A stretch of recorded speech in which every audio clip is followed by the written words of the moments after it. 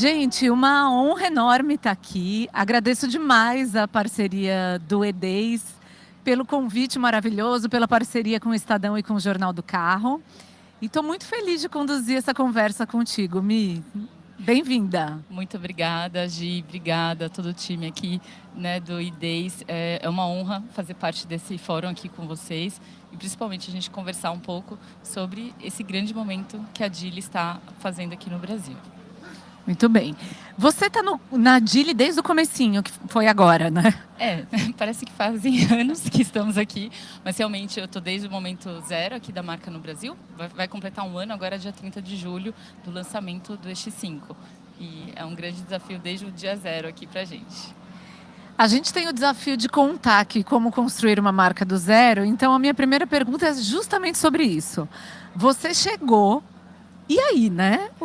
Como que faz no meio de um mercado tão competitivo, que já tem muita marca, tão bem estabelecida, e com tantas novas marcas chegando, por onde vocês começaram a construir essa fundação da Geely?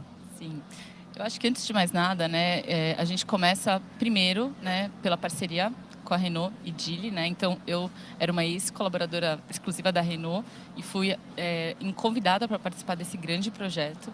E eu acho que ali começa, né, esse momento de parceria para a gente ter essa distribuição e comercialização da linha Geely.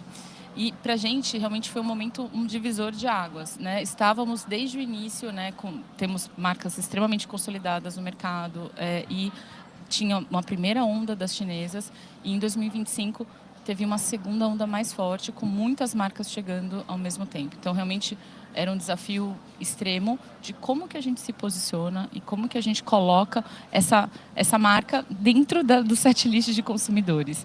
E, para a gente, realmente foi um grande desafio de, ok, como que eu vou me distinguir em relação a tantos concorrentes, players extremamente consolidados, marcas, né, centenárias aqui no país. E a gente está chegando com uma marca nova aqui para o Brasil, não nova globalmente, no mundo ela já vai completar 40 anos, mas que muitos brasileiros até algum momento não conhecem 100% a Geely, então a gente tem que ainda apresentar essa marca. Claro. E vocês escolheram um caminho, digamos, um tanto quanto barulhento, né? Porque primeiro o patrocínio ao BBB, também a escolha dos embaixadores, sendo uma família. Então, para quem não conhece tão bem, conta pra gente como que foi essa decisão. Então, eu acho que aqui a gente teve primeiro ponto que para mim é um privilégio trabalhar na Geely e ter essa liberdade de criação, né? Eu acho que todo mundo que trabalha com marketing, que ama fazer o que eu faço, comunicação, é um desafio interessantíssimo. Você falar, poxa, eu posso construir do zero, eu posso posicionar a marca como eu acredito que ela deve ser. E temos um guide super detalhado, explicativo do global, mas eles dão a liberdade criativa. Eu não sou obrigada a usar exatamente um filme global. Quando a gente olhou para isso, falou, poxa, tem N caminhos, a gente pode fazer N coisas, mas a gente gostaria de ter uma tradução do que é aquela ideia. Poxa, o meu amigo já teve esse carro da marca, aquela família já teve esse carro. Não, eu vou ter a recomendação de uma família brasileira e que todo mundo reconhece. Todo mundo conhece a família Lima e Hilbert. Então é quase como se eles estivessem recomendando para milhares de brasileiros isso. E quando a gente pensou lá no EX5, a gente falou, poxa, é um C-SUV incrível, 100% elétrico.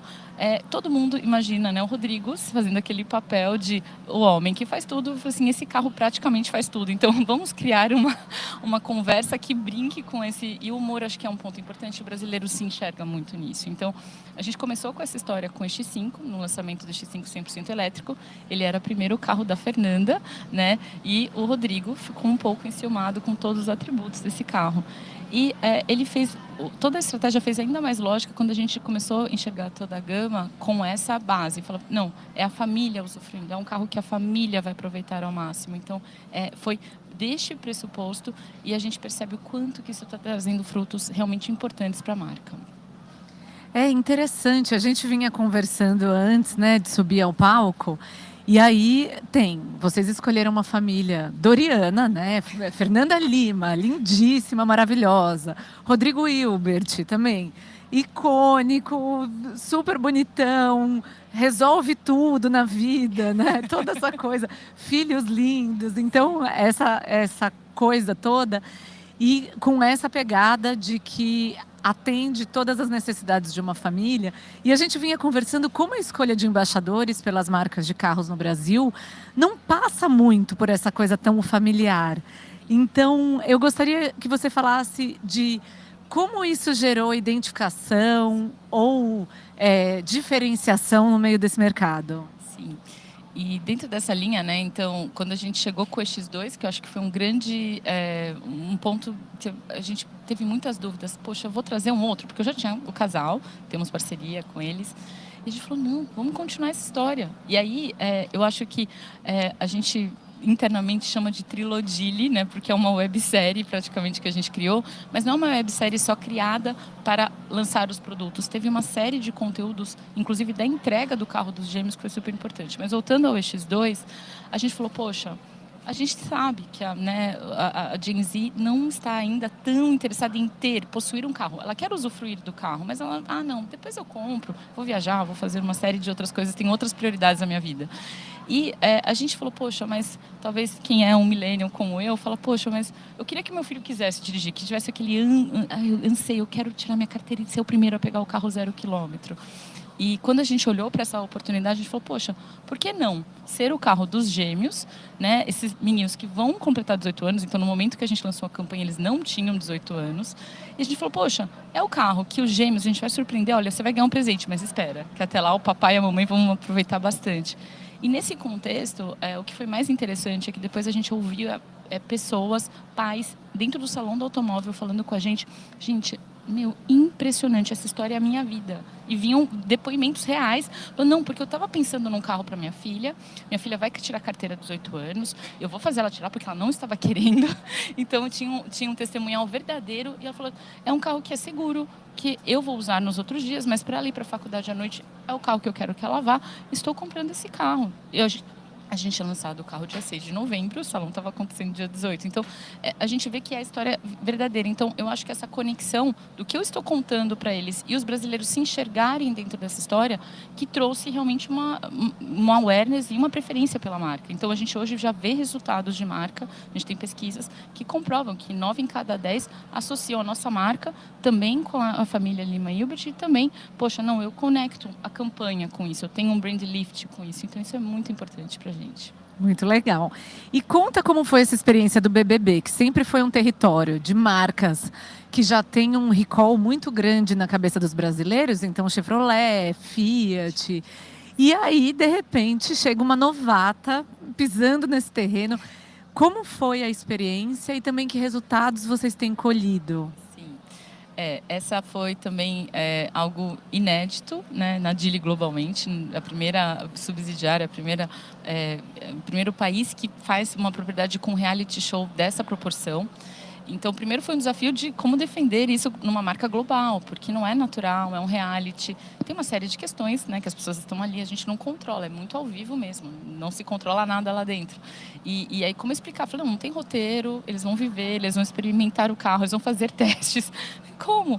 Então, primeiro foi um desafio, mas a gente entendia que o nosso momento de marca era muito importante. Apesar da gente já ter lançado o carro, ter um volume de concessionárias crescendo e enfim, tendo uma visibilidade grande até da imprensa sobre o veículo, muitas pessoas ainda nem conseguiam falar Geely, né? E é uma coisa que a gente, inclusive, usou o programa para fazer um papel educacional de pronúncia, porque é normal de uma marca que está há menos de um ano e que tem, né? Enfim, as pessoas tentam inventar uma forma de pronunciar a marca.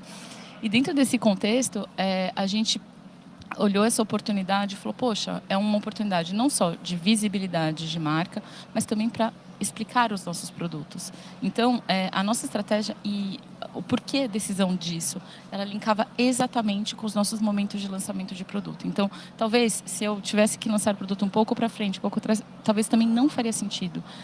A gente entendeu que o EX2 seria a primeira prova do líder, a gente explicou muito bem isso, né? E as pessoas decoravam, né, as formas, as features e tudo mais. E para o EX5 EMI, que foi o modelo lançado ali, nós estávamos fazendo o momento de lançamento no dia 15 e no dia 16 era a prova do líder. E aí, depois do dia 21, terminou terminou a prova. Então, ela casava perfeitamente e as pessoas acabaram decorando features, né, especificações do produto. Então, isso é inédito também. O Big Brother falou assim, nunca uma prova de resistência foi assim. Vocês fizeram algo inédito no programa. Então, foi um desafio de também como colocar uma marca chinesa, não uma marca tradicional, mas também foi algo extremamente positivo para a marca nessa notoriedade. As pessoas aí muitas vezes falam assim, Geely, aí a pessoa fala, eu trabalho na Geely. Não, você lembra a marca de carros que passou no BBB? Ai, claro, aquele carro maravilhoso. E aí já faz uma associação direta. Então, de novo, estamos num momento de construção de marca. É natural, né, ainda ter crescimento de awareness e depois trabalhar a preferência de marca. Muito legal. É interessante porque é um jeito mais simpático de introduzir uma marca do que... até lembrando, né? Não sei aqui no Rio, pessoal, se vocês têm o Oxxo, né? Aquela rede de mini mercados, tal, que em São Paulo virou uma piada, como eles tentaram educar as pessoas a falar Oxxo no lugar de Oxo, que é muito mais intuitivo, né? E aí fica uma coisa até meio antipática. E foi interessante essa postura da Geely de entrar numa conversa mesmo, né? Isso. Até sobre isso, a gente também teve um conteúdo que foi até um pouco polêmico nas redes sociais, alguns acompanharam, que a gente usou 2 ex-BBBs, onde eles brincavam entre si, porque eles na casa, ninguém conseguia pronunciar os nomes deles, né? Era a Maxiane e o Brígido. E esse conteúdo virou uma polêmica. Falaram, nossa, mas vocês estão brincando sobre isso? Eu falei, não, a gente está educando, porque é um processo, né? Toda marca que tem uma pronúncia um pouco mais difícil, não é necessariamente todo brasileiro que vai falar corretamente.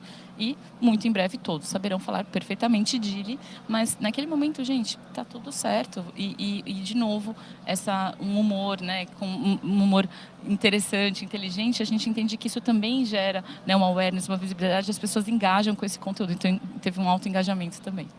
Muito bom. Mi, falando, além da marca, vocês têm o desafio de introduzir novas tecnologias, né? Quer dizer, a gente está vivendo um momento de muita ebulição no setor automotivo, em que tem muita novidade chegando, a eletrificação acelerando muito rápido, mas ainda assim, eu imagino que tem consumidor que chega na loja ainda meio cheio de dúvidas, um pouco perdido, talvez até inseguro, tanto sobre a eletrificação quanto sobre outros recursos dos carros. Como que tem sido, vocês têm usado isso também na comunicação, na construção de marca? Então, e isso é um pouco também que a gente comenta sobre ainda tem um processo do brasileiro mudar, né, o mindset ou ter a opção de um carro eletrificado ou híbrido no Brasil. Então a gente faz bastante treinamento com a rede, a gente tem muito conteúdo educacional para explicar, né, o porquê que esse carro hoje se encaixa no seu dia a dia. Então a gente está aqui no ID justamente para tirar esses mitos e verdades. Porque se você começar a fazer contas de deslocamento, média de quilometragem que você usa, você vai chegar numa conclusão que provavelmente você vai precisar carregar esse carro uma vez por semana em média. Então, e no híbrido, então, nem se fala. No híbrido você tem uma questão de 1.300 km, você vai esquecer talvez de abastecer e carregar ele, porque você vai viver nesse plug-in híbrido, que é uma forma muito inteligente. Então, essa parte educacional, a gente fala muito de conteúdo de social, a gente explica muito com os nossos influenciadores, mas ainda estamos numa fase ainda de crescimento. Em mercados, né, onde a tecnologia já está adotada de uma forma massiva, a gente percebe muita facilidade, né, de convencer um cliente. A gente ainda está no processo, né, de quebrar 100% essa barreira. E o que a gente percebe interessante é que, apesar do X2 ter sido lançado super recente, né, em novembro do ano passado, a gente já recebe casos de olha, estou tendo uma recompra do carro ou um upgrade do carro. Então a gente já tem casos que falam, não, já super serve, eu tinha um outro carro, eu vendi, quero o EX5, 100% elétrico, ou eu quero o híbrido. E isso vai ser natural e a gente percebe muito essa questão da adoção da nova tecnologia. Nossa, mas tão rápido, né? O pessoal está animado. O pessoal está animado. Não, e olha, nossas concessionárias estão muito felizes. A gente tem muitos bons motivos para comemorar. Né, a gente teve um volume de vendas incrível. A gente já atingiu 15 mil unidades vendidas. Né, foi a marca que mais cresceu, né, aqui no mercado, no segmento. E estamos continuando assim realmente com um bom prognóstico aí para o segundo semestre. Muito bom. Falando de concessionária, qual o tamanho da rede atualmente? Então, agora a gente está com 38, estamos concluindo para chegar no primeiro semestre com 40 concessionárias e nós vamos expandir para ter até 90% de cobertura no território nacional até o final do ano. Então, isso é muito importante porque, de novo, a gente faz um crescimento sustentável da rede. Estamos muito felizes, estamos aqui no Rio de Janeiro hoje, também tivemos uma inauguração aqui na região do Rio de Janeiro, Niterói, e continuamos crescendo aqui. Perfeito. Mi, são 8, 9 meses de operação? Isso, por aí, né? Meio gestou esse bebê, né? Agora vai começar.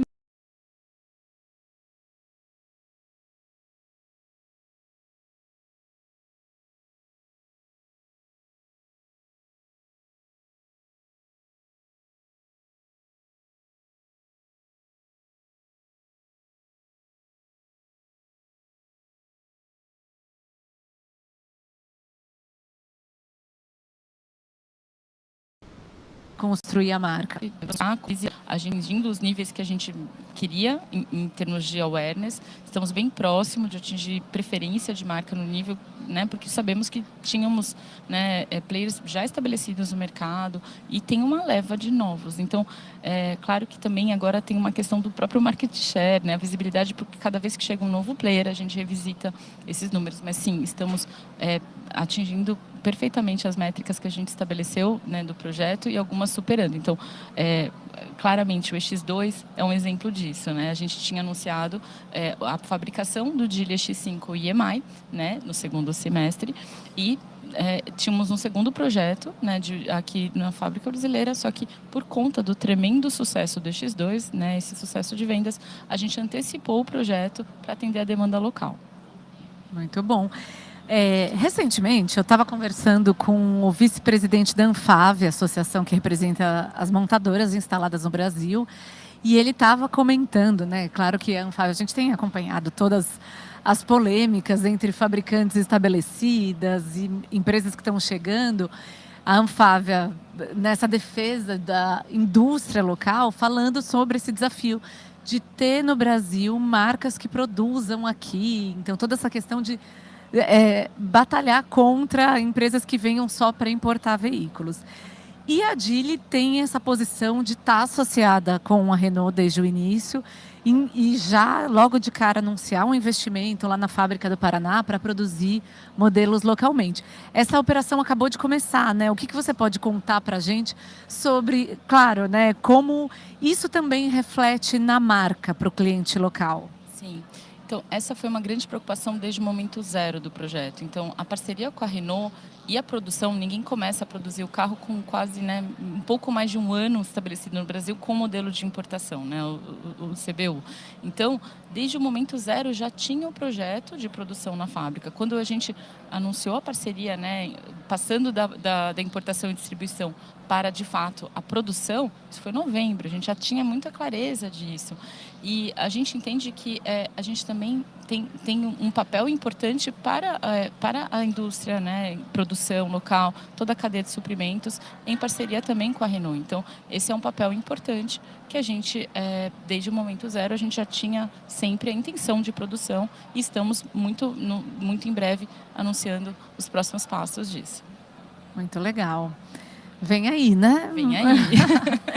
E aproveitando até esse gancho, nessa mesma conversa que a gente teve com ele, ele comentou, deu uma alfinetada no sentido de tem muita marca chinesa chegando, no fim vão sobrar 3 ou 4, né? A Geely acho que é a única marca chinesa associada à Anfávia, não é? Junto com a Renault. Junto com a Renault, sim. Como grupo, né? Sim. A única, não, tem a Lip Motor também com a Stellantis. E aí ele deu essa alfinetada e tudo mais, mas de fato é uma realidade, né, que vale a pena a gente olhar. Na China, são mais de 100 marcas, Geely é um dos grandes grupos, né, que está se internacionalizando, vive um processo muito diferente da maioria dessas marcas. No Brasil, a gente tem a entrada já perto de 30 marcas, talvez mais de 30. Os meninos da Motor One aí vão me soprar esse número. Nesse momento, eu gostaria que você falasse um pouco sobre como criar diferenciação em uma hora que o consumidor precisa assimilar tanta novidade. Aqui eu acho que teve muito todo esse papel nosso realmente, primeiro, de comunicação, isso foi fundamental. Então a diferenciação, né, teve um papel de comunicação, mas antes de mais nada, a gente não constrói marca, primeiro, tendo uma marca forte global, então isso é um ponto importante. 2, a gente também a gente fala que a gente não é só uma fabricante de veículos, a gente é um ecossistema de tecnologia. Isso é muito importante, porque isso reflete no dia a dia do nosso cliente. Então a gente fala, isso gera um atributo, né, racional muito importante. Eu falo, poxa, é um grupo enorme, que tem várias marcas, é o 8º maior grupo do mundo, né? Então isso já gera uma robustez. Querendo, né, já anunciado o plano 2030 de chegar a ser o 5º maior grupo do mundo. Então, falar, poxa, não, calma, não é uma marca pequena que está chegando. E o EX2 sendo o modelo mais vendido na China em 2025, estamos na liderança de mercado lá na China, que é um dos mercados mais competitivos do mundo. Então, isso traz atributos racionais. Então, é um outro ponto que temos a fortaleza de marca global, temos um trabalho de comunicação consistente, temos um produto que é um produto fantástico. Então, o nosso portfólio, ele também se mostrou desde o momento zero. Então, o EX5, quando chegou, logo após o lançamento, assumiu uma liderança desse C-SUV 100% elétrico. Então, os consumidores que tinham contato com essa marca entenderam, falaram, poxa, esse produto é totalmente diferenciado. O EX2 também já garantiu um volume expressivo de comunicação. E agora o EMI também está trazendo um excelente resultado. Então, a gente tem portfólio que garante. E uma rede que está sendo estabelecida de uma forma sustentável. Então, todo esse formato traz uma diferenciação. Enquanto comunicação, eles entendem, falam, poxa, essa marca fala a minha língua. Ela não fala mais sobre o carro do futuro, ela não fica falando de bits and bytes. A gente vai lá e explica para o consumidor, olha, é a maior autonomia. O EX2 é o carro mais econômico do Brasil com apenas 9 centavos por quilômetro. Explico. Você vai no meu totem ali, você vai entender, tem um Energili. Você faz uma conta de economia e fala, nossa, eu pagando com a média de quilometragem que eu uso, eu consigo praticamente pagar o carro. Então, é como que eu tiro, né, a forma mais técnica do carro e explico de uma forma didática, friendly, para o cliente final entender, falar, poxa, eu entendo essa marca, ela fala a minha língua, então quero saber mais. E o importante é, depois que você testa o carro, realmente você fala, não, gostei, quero esse carro para mim. E a Geely começou a operação no Brasil também com essa atuação em segmentos de maior alcance no mercado brasileiro, de maior penetração, né? Inclusive com o EX2, que é um modelo com preço muito competitivo, pensando no mercado de carros elétricos, né? Então, agressivo, vocês começaram com uma agressividade nesse sentido. Mas na China, a Geely também tem opções de muito altíssimo valor agregado. Quais são os planos? Bom, Gi, a gente entende que tem uma gama muito interessante, então tem vários projetos em estudos para os próximos anos, né? A gente claramente vai ampliar a gama, assim, mas tem vários projetos em estudo. Mas, até, de novo, voltando até um ponto que a gente comentou lá no começo, o porquê que trouxemos o EX2? Justamente que pode ser o primeiro carro para a pessoa quebrar a barreira. Mas a gente hoje já tem o EX5 e o EX5 que são uma opção muito favorável para esse cliente. Eu já estou pronto para isso, já estou pronto. Então, a gente entende sim que tem demanda, né, de carros, né, de 7 lugares. Tem carros incríveis dentro do portfólio chinês, mas, claro, todos estão em avaliação, em estudo. E a gente, claro, vai entender a demanda local para trazer o projeto mais adequado para o Brasil. Então, a gente entende que sim, tem potencial para outros modelos da marca, tem várias possibilidades, mas cada projeto vai ser estudado realmente para atender essa demanda do público brasileiro. Perfeito. E nesse período, né, eu imagino que muitas vezes vocês devem ter tido momentos de grande celebração dentro da Geely, pensando no marketing, nos resultados, em acertar a mão, mas também deve ter rolado aqueles aprendizados. Então, eu queria que vocês dividisse um pouco com a gente sobre acertos e erros, né? O que você acha que foi importante até para vocês aprenderem, não repetirem, irem para outros caminhos, e o que foi, poxa, aqui a gente acertou, essa é a veia que a gente quer seguir. Eu acho que Primeiro, acho que o primeiro acerto foi desde o momento zero, também, de novo, reforçando essa parceria com a Renault, mas a gente falar que nós temos um pós-venda muito forte. Então, nós temos um pós-vendas, nós temos uma rede de concessionários que já conhece o mercado brasileiro, que fala a língua dos brasileiros, que atende muito bem, e isso traz uma segurança. Eu acho que o fator segurança é extremamente importante, porque o cliente é um bem durável, ele quer saber, não vou ter peça de reposição. A gente tem lá o centro de 4 barras, que é um dos maiores centros, né, de peças da América Latina. Então, isso é muito importante. Então, aqui, para mim, um grande acerto foi essa parceria desde o momento zero. E eu acho que algumas questões que a gente hoje reestuda, talvez nossa, a velocidade da aceitação de um produto como o EX2. Acho que um grande ponto tivemos, em alguns casos, né, as pessoas buscando mais o produto. A gente já tinha super calculado um resultado incrível, mas realmente a demanda surpreendeu a todos, né? Inclusive no mercado em si, falou, não, realmente é um sucesso. Então, eu acho que ainda cada vez mais calibrar esse apetite do mercado brasileiro para as novas tecnologias, porque a gente fala, poxa, quando a gente olha os números, né? Aqui, ontem estava fazendo todos os estudos da Associação Brasileira de Veículos Elétricos, vocês falam, gente, o crescimento, um ano após outro, é absurdo do mercado, né? Então, o share está aumentando muito. Então, é realmente acreditar que tem demanda para todos os produtos e para todas as gamas. Então, realmente, a gente consegue abastecer muito bem o mercado. E a gente vinha conversando um pouco também antes de subir ao palco sobre essa questão da liberdade para adaptar as coisas aqui para o Brasil ou para criar coisas novas, né? Então, claro, o Geely sendo um dos grandes grupos automotivos chineses, já tem uma experiência em entender como atuar em diferentes países. Eu gostaria que você falasse um pouco sobre essa cultura, né? E como funciona a negociação, que espaço vocês têm para adaptar, falar, não, o posicionamento tem que ser esse, a gente vai comunicar assim. Como é essa construção? Sim. Eu acho que essa construção é muito a 4, 8 mãos, assim, a gente faz realmente juntos. Então, tem todo um processo, primeiro, de um diagnóstico nosso local, como especialista, entendendo o cenário, entendendo também todos os competidores, mas mais do que tudo, claro, tem o DNA da marca em tudo que a gente faz. Então, essa parte da família faz parte também de toda uma história sobre segurança, né? Então, a segurança é um pilar muito importante, assim como tecnologia, conforto. Então, você vai ver campanhas globais, por exemplo, na Austrália, que também demonstram família usufruindo do carro para fazer acampamento no final de semana. Então, e você vai ver em outros países, eu trouxe esse exemplo, mas também no Chile, tem outras histórias que falam sobre isso. E eles falam muito sobre conexão emocional com o que faz sentido no mercado local. Então, em outros países, eventualmente, eu patrocino um tipo de esporte, eu faço alguma ação muito de sustentabilidade que é muito presente naquele local. Então, isso já é parte da forma como a estratégia global entende que você é o especialista do mercado. Então, isso é muito bom. E aí, todo esse dia a dia, a gente, claro, tem todo um processo muito aberto de conversa. Então, tem um case que a gente fala do fronta-malas que eu acho incrível, porque quando a gente falou, poxa, a gente tem que batizar esse compartimento que seja claro para o cliente. O nome em inglês é Frank, né? E aí a gente falou, mas Frank, né? Tipo, eu vou falar porta-malas dianteiro, porta-malas é lá atrás. Então, como que a gente explica que é, tipo, na parte da frente?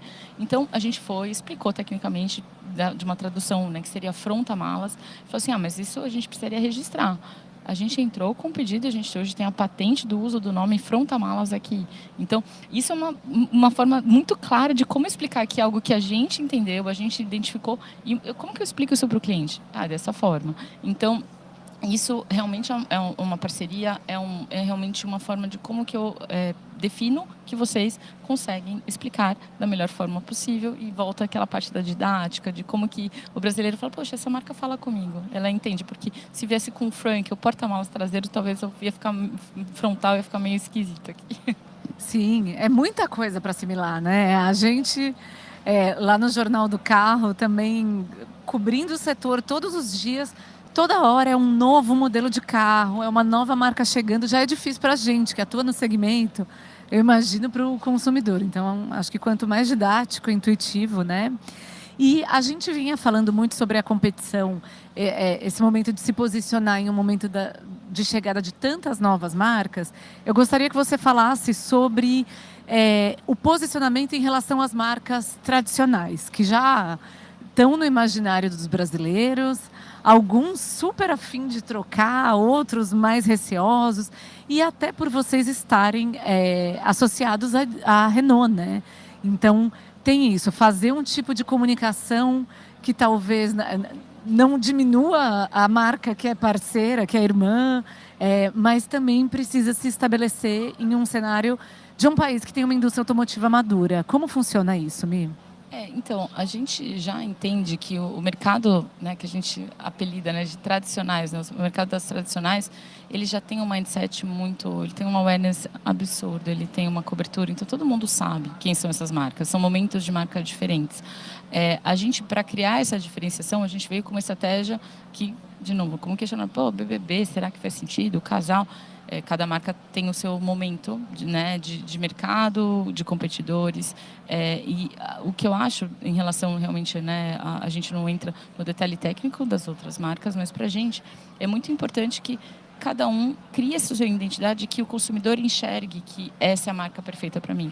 Então, a gente entende que tem espaço para todas as marcas, construírem, crescerem de uma forma sustentável, porém, cada um vai ter o seu método, cada um vai ter a sua estratégia, cada um vai usar um tipo de influenciador que faça sentido para você. Alguns vão para patrocínios esportivos. Então, cada um foi adotando uma estratégia. E a gente entendeu que a nossa melhor estratégia era realmente usar não só a família de embaixadores, mas o produto como pano de fundo, como contar essa história.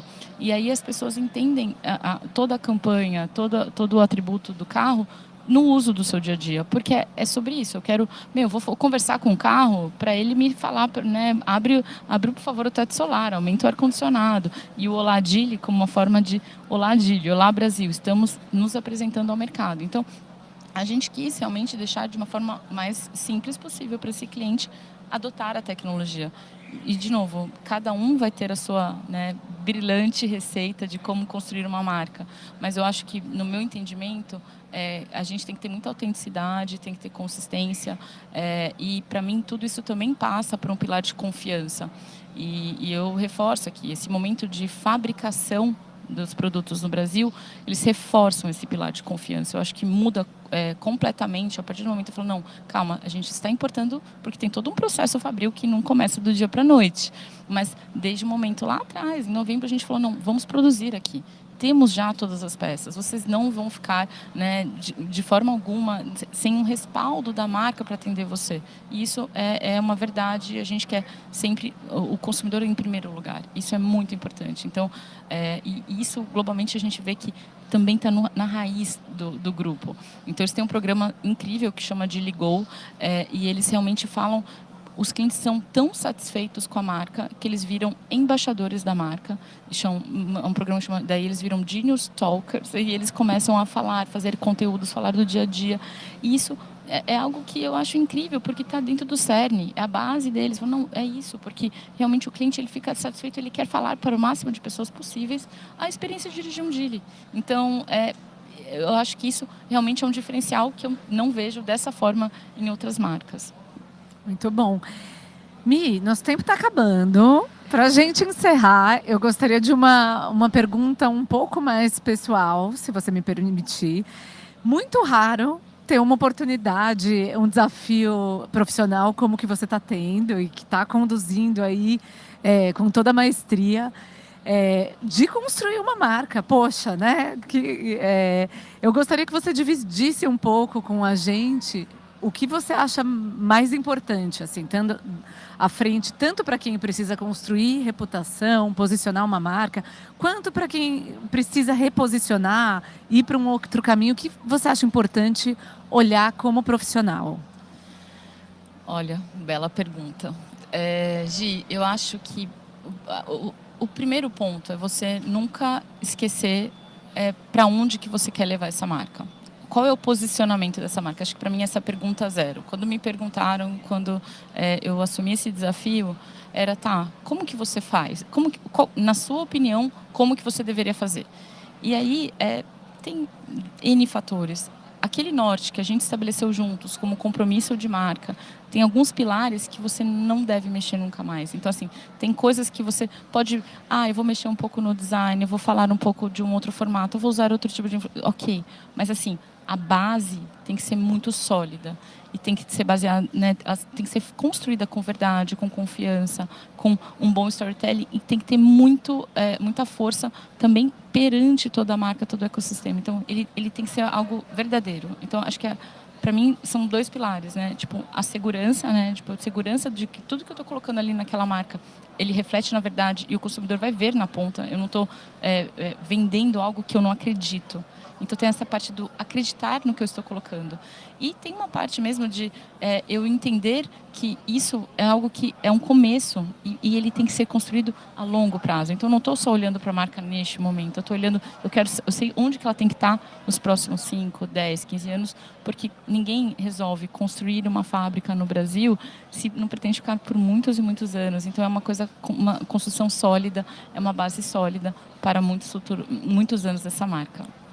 Eu adorei isso, porque o que deve surgir de oportunidade tentadora, às vezes até meio maluca no meio do caminho, mas se você sabe, né, para onde você quer ir, acho que é o mais importante. Muito bom. Milena, minha querida, muito obrigada. Foi um prazer imenso. Eu também, Gi, muito obrigada pela oportunidade, obrigada pelo papo com você e pela audiência. Obrigada a todos aqui também. Obrigada, pessoal. Um prazer.